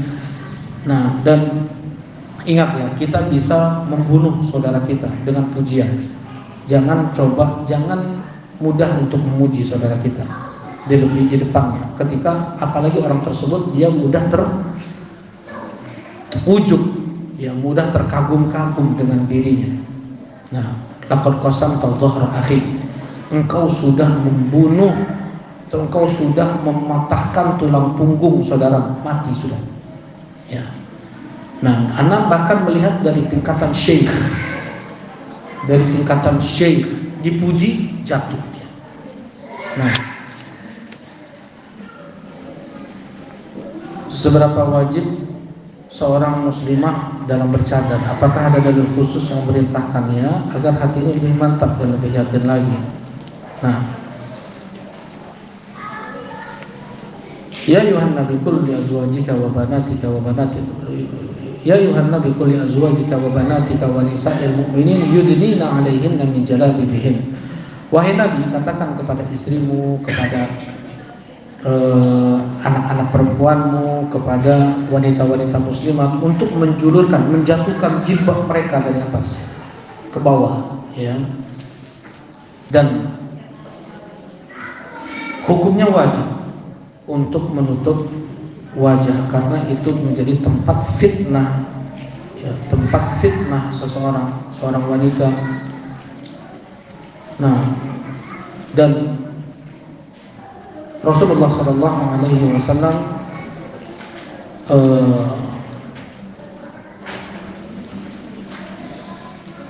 turun ayat hijab, ayat tentang cadar itu di tahun ke-4 Hijriah. Sebelum itu nggak ada ayat hijab. Ya. Sofwan ketika melihat Aisyah kan ditinggal oleh rombongan Rasulullah. Aisyah duduk di bawah pohon, beliau membuka cadar beliau. Sofwan pernah melihat Aisyah waktu kecil. Ini Aisyah. Aisyah ketika melihat Sofwan, langsung Aisyah menutup wajah beliau. Kemudian Sofwan nggak ngomong apa-apa, mendudukkan untanya, kemudian suruh Aisyah kemudian nggak berbicara sepatah kata apapun. Nah, dan dalam ketika di Sahih Bukhari, ketika Rasulullah Sallallahu Alaihi Wasallam mendapatkan Sofiyah binti Huyai, ya, budak pada saat itu. Dalam hadisnya Aisyah berkata, kalau seandainya Sofiyah memakai hijab, berarti dijadikan istri oleh Nabi. Kalau seandainya tidak dipakaikan hijab, berarti menjadi budak untuk Nabi. Ya. Karena memang kalau budak memang harus dibuka, diperjualbelikan. Maksudnya ketika nanti diperjualbelikan dilihat mukanya, kemudian dipegang tangannya, bisa pakai beli kambing. Ya. Nah, kalau seandainya ditutup wajahnya berarti dia dijadikan istri oleh Nabi. Kemudian Rasulullah SAW datang ke Madinah membawa Sofia sudah tertutup wajahnya. Nah, banyak lagi hadis-hadis yang lain. Lebih afdal mana salat 4 rakaat duha dengan 1 salam atau dengan 2 salam? Dengan 2 salam ya. Yang 1 salam itu dhaif aja. Setiap tahun di masjid anak bila salat tarawih sesudah salat witir suka melanjutkan zikir berjamaah. Apakah cukup diam atau meninggalkan atau keluar masjid? Keluar masjid. Nah, jangan tetap tinggal di masjid yang banyak melakukan hal-hal yang itu menyelisihi tuntunan Nabi Shallallahu Alaihi Wasallam. Haruskah kita melakukan kunut di 10 hari terakhir? Tidak harus, sunnah hukumnya. Kalau kita yang melakukannya di rumah, tarawih di rumah, bagaimana caranya? Baca doa kunut. Bagaimana jika sholat tarawih bermakmum ke imam yang 23 rakaat? Apakah boleh berhenti setelah 8 rakaat dan setelah witir dan setelah itu sholat sendiri? Sholat witir sendiri? Sholat tahajud itu seberapa rakaat? Tarawih itu berapa rakaat? Nah. Rasulullah ketika ditanya, sudah khutbah Jumat nih, kaifa sholatul lail ya Rasulullah? Bagaimana sholat lail itu ya Rasulullah? Rasulullah menjawab masna, 2 rakaat. Enggak pernah sekalipun Rasulullah mengatakan sholat tahajud itu 11 rakaat atau 13 rakaat. Dan tidak ada khilaf dahsyat di awal, maksud tidak ada pemastian harus 11 rakaat di kalangan para sahabat, di kalangan para tabi'in, di kalangan para tabi'ut tabi'in. Itu muncul di akhir-akhir. Harus 11 rakaat. Karena di zaman Umar saja asalnya 11 rakaat. Durasinya masih sama. Tetapi karena muslim lemah, gak bisa 1 kali berdiri 1 juz wahai Umar. Jadi ini 1 juz itu jadikan 2 kali. Dari 2 rakaat, 2 kali berdiri dijadikan 23 rakaat oleh Umar. Nah, Rasulullah mengatakan 2 rakaat sholat tahajud itu tidak ada batas. Ya. Seseorang yang dia sholat tahajud 11 rakaat, apakah dibilang sudah sesuai sunnah? Seseorang yang sholat tahajudnya 11 rakaat, apakah dibilang sudah sesuai sunnah? Yang dibaca Al-Haqqul Takasur, yang dibaca Qul Huwallahu Ahad, yang dibaca Alam Taro Kaifapa. Apakah seperti itu? Sudah sesuai sunnah? Setengah jam beres. Itu sholat tahajud. Nabi Sallallahu Alaihi Wasallam isi itu. Ya. Bagaimana tidak? Rasulullah Sallallahu Alaihi Wasallam 1 rakaat yang beliau baca berbarengan dengan Hudzaifah bin Yaman. Yang beliau baca Al-Baqarah, ini berarti Rasulullah di ayat ke-100 nih. Lanjut. Rasulullah berhenti di ayat ke-200 nih. Lanjut. Rasulullah SAW berhenti di akhir Al-Baqarah. Lanjut. Ya udahlah, biarinlah Rasulullah berapa yang bacanya. Enggak lagi mikirin lagi. An-Nisa, lanjut lagi ke Ali Imran. 5 juz Rasulullah baca dalam 1 rakaat. Gitu saja bacanya Rasulullah. Enggak. Melewati ayat azab, Rasulullah berdoa, Allahumma na'udzubika minan nar. Melewati ayat tentang surga, Allahumma na'udzubika min fadlik, Allahumma nas'aluka jannata. Melewati ayat tentang istighfar, Rasulullah beristighfar. Melewati ayat tentang tasbih, Rasulullah bertasbih subhanallah. Melewati ayat tentang tahmid, wa qul alhamdulillah, Rasulullah mengatakan alhamdulillah. Lebih panjang daripada panjang yang daripada 5 juz, bisa jadi lebih panjang lagi karena tadi. Ya. Apa kata Aisyah yang meriwayatkan Rasulullah SAW tidak pernah menambah di Ramadan atau di luar Ramadan lebih dari 11 rakaat. Apa kata Aisyah? Fala tas'al an tulihinna wa husnihinna. Jangan engkau tanya panjangnya sholat Nabi dan baiknya sholat Nabi. Jangan tanya, maksudnya tong nanya. Apa maksudnya apa? Panjang banget.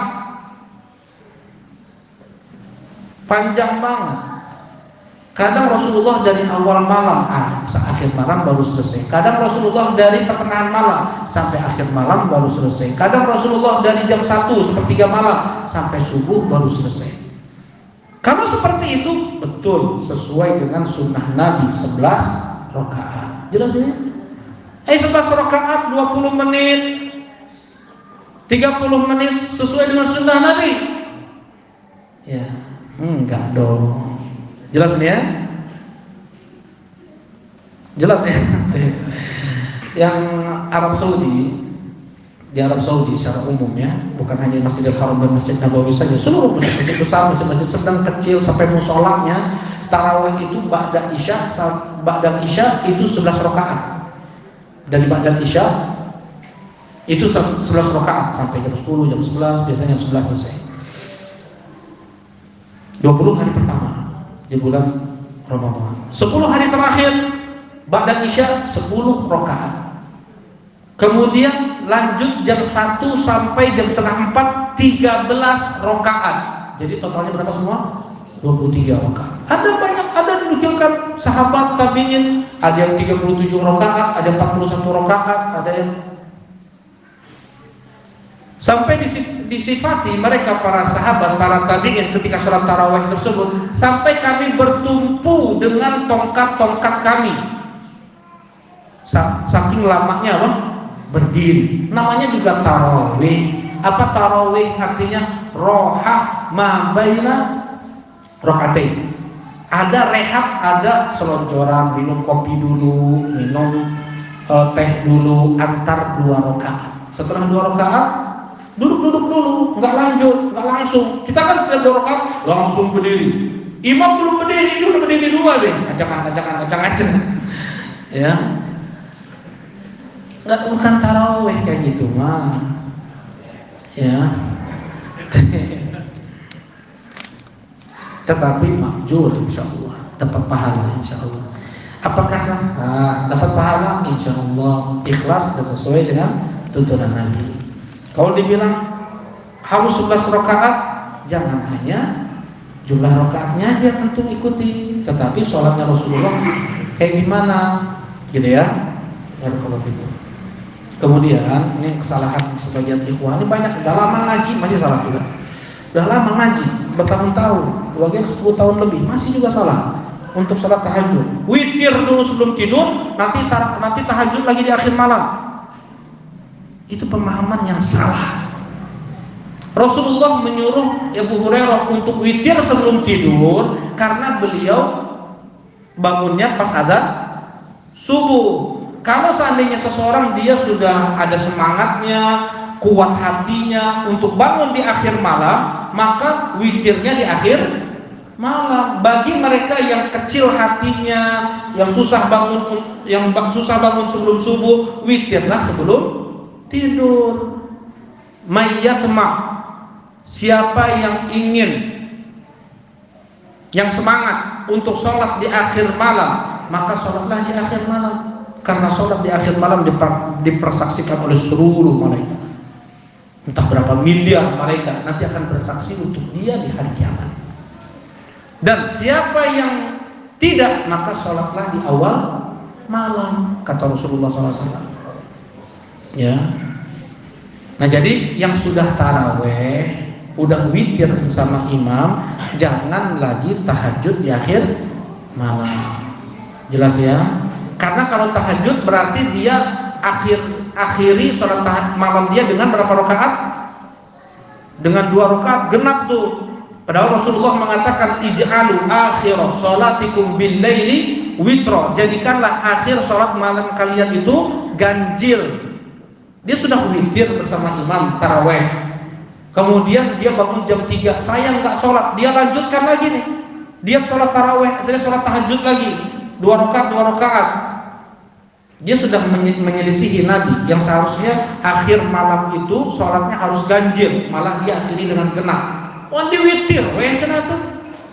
Witir deui, kata Rasulullah SAW, la witrani fil laila. Tidak boleh ada 2 witir dalam satu malam. Jelas ini? Antum tinggal pilih. Kalau misalnya antum mau sholat tahajud taraweh bersama imam, silakan, sudah selesai. Nanti nggak boleh taraweh lagi, nggak boleh tahajud lagi. Kalau sudah witir nih. Kalau masih mau tahajud juga di akhir malam, jangan antum ikut witir bersama imam. Nanti lanjutkan tahajud dan akhiri dengan witir sendiri di rumah. Nggak dapat dong tahajud qiyamul lail semalam suntuk. Antum memilih di sini. Antum sholat bersama imam full, ditulis semalam suntuk, ditulis malam suntuk, dan itu pun tidak lebih afdol daripada seseorang yang dia sholat di akhir malam sendirian. Tidak lebih afdol. Seseorang yang dia sholat di akhir malam itu yang paling afdolnya. Kata Rasulullah, tadkhulul jannata bisalam, engkau masuk ke dalam surga dengan selamat ketika sholat tahajud, wan nasu niyam, ketika sholat dalam keadaan manusia bobo, kan gitu. Hari di awal malam bobo, manusia awal atanapi ngabaso. Ya masih seger kene, nggak sulit mana? Sholat tahajud di awal malam atau di akhir malam? Inna 'idhamal jaza ma'a 'idhamil bala. Berat besarnya pahala dengan besarnya usaha yang kita kerjakan. Umar bin Khattab nyuruh Tamim Ad-Dari dan Ubay bin Ka'ab untuk mengimami sholat taraweh bersama kaum muslimin. Beliau sendiri sholat sendirian di rumah. Beliau sendiri sholat sendirian di rumah. Beliau nggak sholat taraweh bersama jamaah, karena di awal malam, beliau inginnya di akhir malam. Rasulullah membuat pilihan seperti ini. Siapa yang bisa bangun di akhir malam, maka sholatnya di akhir malam. Apabila tidak, maka sholatnya di awal malam. Mungkin nggak yang di awal malam lebih baik daripada di akhir malam, sekalipun di berjamaah? Mungkin nggak? Ya nggak mungkin lah. Jelas ini ya. Rasulullah SAW dia kayak gini, jangan antum witir dulu kemudian tahajud nantinya. Ini kesalahan terjadi banyak banget para ikhwah. Bagaimana? Rasulullah SAW tidak pernah melakukan itu. Beliau tidak pernah witir dulu sebelum tidur. Beliau insya Allah bangun di akhir malam. Beliau nggak pernah witir nih di awal sebelum tidur. Beliau sholat tahajud kalau bangun, sakit, tertidur. Rasulullah SAW nggak sempat sholat tahajud, nggak sempat witir 1 rakaat. Beliau ganti di waktu duha 12 rakaat. Jelas insya Allah. Nah ini kesalahan sebagian ikhwah. Ini Rasulullah yahdina wa iyyakum. Mudah-mudahan Allah memberikan hidayah. Maksudnya pemahaman yang salah ya. Betul ada keutamaan witir sebelum tidur. Ya. Tapi kalau ada ditanya misalnya, mana yang lebih afdol, sholat berjamaah bersama imam atau sholat sendirian di akhir malam? Mana yang lebih khusyuk? Mana yang lebih khusyuk? Lebih antum khusyuk di belakang Ustaz Syuhada. Di belakang Ustaz Syuhada, kita sholat di belakang Ustaz Syuhada, nangis-nangis kita. Hanyut kita dengan bacaan beliau. Kalau kita sholat di rumah, kulhu deui. Nya kemana-mana kita nggak ngerti artinya, kesana sini masih mikirin juga dompet kamari di mana. Ya salah lah kita di belakang Ustaz Syuhada, walaupun di awal malam lebih khusyuk, lebih besar pahalanya daripada di akhir malam nggak khusyuk. Di akhir malam nggak khusyuk. Jelas ini insya Allah. Tapi kalau sholatnya itu di masjid-masjid yang dulu, kayak misalnya waktu anak kecil dulu, sholatnya nggak ada tumaknina, mau kita lihat subhana rabbiyal a'la sakali teka udah kita subhanallah. Belum kita subhana rabbiyal a'la udah duduk sujud lagi subhanallah. Kayak sedang senang atau aerobik gitu ya. Allah Ustaz, nggak diterima oleh Allah, nggak ada tumaknina. Lebih afdol kita ke qul huwallahu ahad, tapi dia sendirian khusyuk di tengah malam atau di akhir malam. Walaupun jelas insyaallah mana yang lebih khusyuk? Karena sifat inti sholat itu khusyuk. Inti sholat itu khusyuk. Qad aflahal mu'minun alladzina hum fi salatihim khusyuk. Beruntung orang yang beriman yang dalam sholatnya dia khusyuk. Barakallahu fikum. Nah, ada pertanyaan dulu nggak yang seputar sholat tarawih ini? Jangan nanti ada pertanyaan dulu seputar sholat tarawihnya dulu. Yang ini yang tentang tadi barusan. Ya, silakan Pak Ari. Kita tadi mengenai witir. Ya. Dulu banyak yang setelah sholat tarawih berharap ibunya akan tahunnya 12-an maka ada itu siapa lagi Dia berarti dia ikut witir bersama imam. Dia berharap bisa sholat tahajud lagi kebablasan. Nah, Allah sudah tulis sempurna. Nggak bisa lagi dia witir setelah apa? Subuh nggak bisa lagi. Dia sudah tertulis sempurna. Pahalanya sempurna, nggak berkurang sedikit pun. Dia sudah tertulis witir sebelum subuh. Barakallahu fikum. Ada lagi seputar ini ya. Karena hafalan kita masih sedikit. Ya. Mencoba sholat malam sampai sunnah rasul, apakah boleh sholat dengan membaca musaf? Sebenarnya dibolehkan itu oleh sebagian ulama, ya. Tetapi afdolnya sih memang jangan ya. Karena ada kesibukan lain kita membolak-balik mushaf atau misalnya ya ada kesibukan lain. Padahal kita wajib sibuk untuk hal-hal yang itu di dalam sholat. Inna fi sholati la syughla. Di dalam sholat itu ada kesibukan kata Rasulullah SAW. Dan mereka para ulama memberikan keringanan untuk sholat sunnah. Silakan baca mushaf. Cuma khilaful aula, intinya itu tidak maksudnya apa? Menyelisihi yang lebih baik. Itu maksudnya. Menyelisihi. Kalau bilang boleh, boleh silakan. Tetapi menyelisihi yang lebih baik. Nah, dia baca Qul a'udzu birabbil falaq misalnya, tapi dengan tama'un, dengan tumaknina, dengan tenang, khusyuk 2 rakaat. Rakaat berikutnya Qul huwallahu ahad dengan Qul a'udzu birabbin nas lagi, dengan khusyuk, dengan tenang, dengan tadabbur, itu lebih baik. Itu lebih baik. Dia tahu artinya setiap ayat yang dia baca daripada dia baca semua tapi nggak tahu artinya. Nah, barakallahu fiik. Bagaimana jika sholat tarawih bermakmum? Udah jam 11 lebih kan? Benar kata anak gue. Benar ini ya jam 11. Gimana ini? Bagaimana jika sholat tarawih bermakmum ke imam yang 23 rakaat? Apakah boleh berhenti setelah 8 rakaat dan sholat witir sendiri? Nah, kalau dibilang boleh, boleh. Boleh. Saat Ramadan tiba harus tetap berniaga atau libur dulu berniaganya. Nah, berniaga atau tidak? Apabila di bulan-bulan biasa seseorang kurang penghasilannya, nafkah untuk anak istrinya kurang, untuk bayar anak sekolah kurang, di bulan Ramadan pas maremak-maremaknya di bulan Ramadan, dia bisa menutupi kekurangan di bulan-bulan lalu itu ketika dia berniaga di bulan Ramadan. Dia bisa menutupi kekurangannya, tetap jualan. Itu hukumnya wajib. Tapi tetap niatkan itu untuk memenuhi apa kebutuhan kekurangan dia. Dagang itu hukumnya wajib. Tadi sholat tarawih, baca Quran itu semua hukumnya sunnah. Tapi jangan artinya antum enggak tarawih sama sekali, kemudian enggak baca Quran sama sekali, tetap baca usaha terus baca Quran, gitu ya. Nah, enggak terus sekalipun itu di 10 hari terakhir di bulan Ramadan, dia betul tidak mendapatkan i'tikaf. Hukumnya sunnah, tapi antum menunaikan yang wajib, menutupi kekurangan antum untuk tapi jangan talbis iblis ya.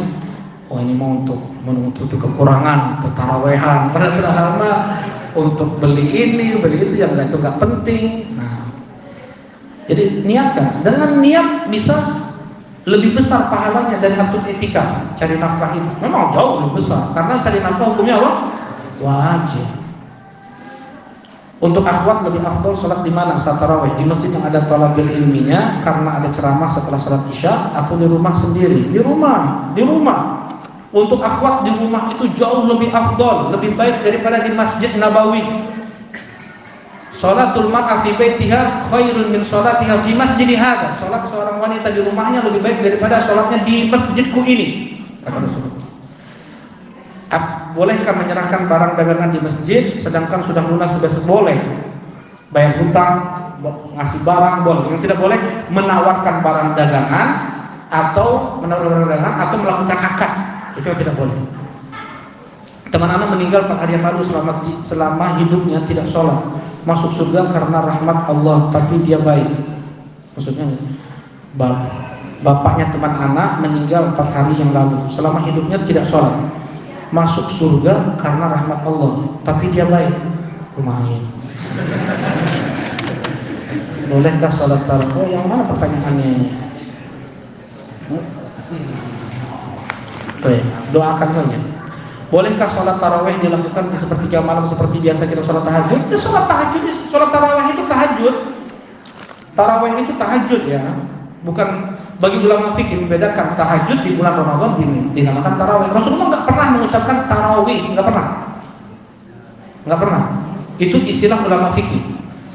Bagaimana jika kita dalam beramal di awal kita sudah mantapkan bahwa kita ibadah untuk Allah, kita beramal tersebut kita niatkan hanya untuk Allah, lalu di tengah jalan ada bisikan untuk riya dan sum'ah dipungkiri oleh kita, tapi ada kekhawatiran masih belum ikhlas.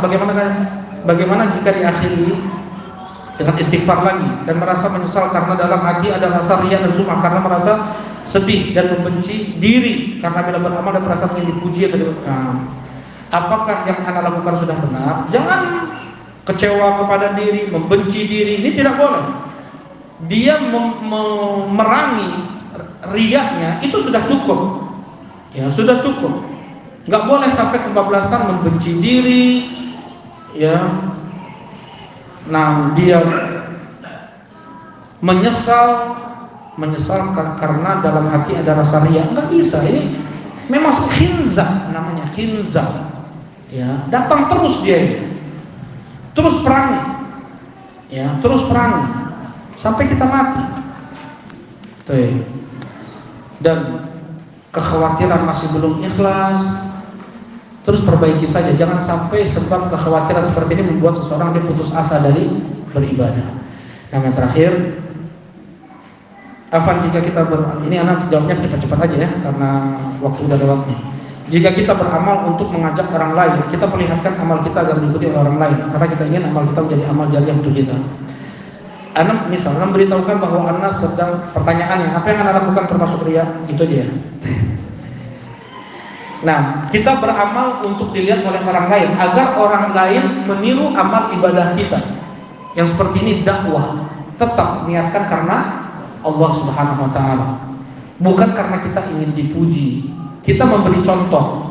Kita berdoa, Rabbana hab lana min azwajina wa dzurriyyatina qurrata a'yun waj'alna lil muttaqina imama. Jadikanlah kami bagi orang-orang yang bertakwa kemudian menjadi panutan, dicontoh, ditiru. Boleh. Seseorang niatannya seperti itu.